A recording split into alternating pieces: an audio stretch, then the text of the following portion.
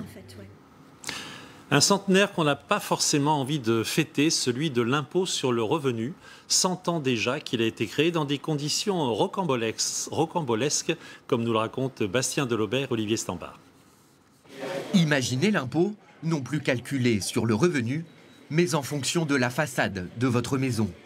Il y a 100 ans, le système fiscal repose sur les taxes à la consommation et des contributions datant de la Révolution, comme cet impôt sur les portes et fenêtres. Plus on avait de portes, plus on avait de fenêtres, on payait de l'impôt. C'était soi-disant un symbole de richesse. Et globalement, ça rapportait peu ou mal.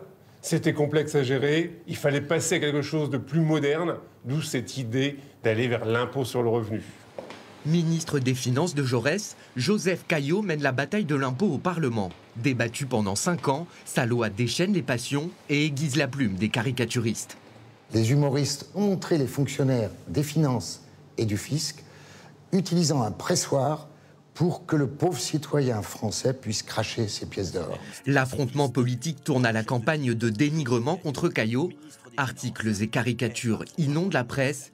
La femme du ministre ne supporte pas l'affront et assassine le rédacteur en chef du Figaro. Un siècle plus tard, si certains le détestent encore, l'impôt sur le revenu est entré dans les mœurs. Est-ce que c'est un anniversaire qui se fête ou pas? Ah, pour l'État, ils le fêtent parce qu'ils récoltent du fric, mais pour moi, non. C'est faire en sorte que nos routes, nos écoles, nos hôpitaux fonctionnent. C'est pour moi une obligation civile que je suis tout à fait ravi de remplir. Ça peut être une douleur, mais c'est une douleur nécessaire. Voilà. Voter pour financer l'effort de guerre, l'impôt de 1914 n'a rien à voir avec celui d'aujourd'hui. De 2% des revenus, le taux maximal d'imposition est passé à plus de 40%. Il s'agit de l'impôt sur le revenu, créé le 15 juillet 1914 pour financer l'effort de guerre. À l'époque, le taux n'était qu'à 2% et pourtant, il avait déjà déclenché les passions, comme nous le rappellent Bastien Delobert et Olivier Stambach. Voilà plus d'un siècle qu'il suscite le débat. 1907, le projet d'un impôt sur le revenu est déposé à l'Assemblée. Les vignerons de l'Aude se révoltent. Proportionnel, déclaratif, il est perçu par certains comme une intrusion dans la vie privée. L'impôt sur le revenu, ça supposait une déclaration. Ça supposait donc l'inquisition fiscale, qu'on aille voir ce que les uns et les autres gagnaient.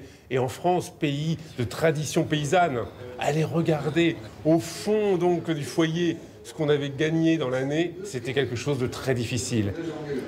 À ses débuts, l'impôt sur le revenu ne pèse que très peu sur les foyers. De 2% en 1914, son taux a évolué à plus de 90% après la Première Guerre mondiale, pour se stabiliser autour de 40% à la fin des années 90. Un impôt sur le revenu fluctuant donc, et surtout beaucoup plus visible que d'autres taxes. Les impôts indirects, comme la TVA, sont dits des impôts indolores. Ça veut dire qu'on ne se rend pas compte qu'on les paie quand on va chez son boulanger ou quand on prend son café le matin.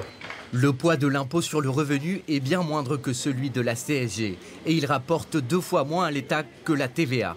Être prélevé d'une partie de ses revenus n'est jamais agréable, mais peut être perçu comme une nécessité. Ça peut être une douleur, mais c'est une douleur nécessaire. C'est faire en sorte que nos routes, nos écoles, nos hôpitaux fonctionnent. C'est pour moi une obligation civile que je suis tout à fait ravi de remplir. Il y a un siècle, à peine 20% des foyers payaient l'impôt sur le revenu. En 2013, ils sont plus de la moitié à s'en acquitter.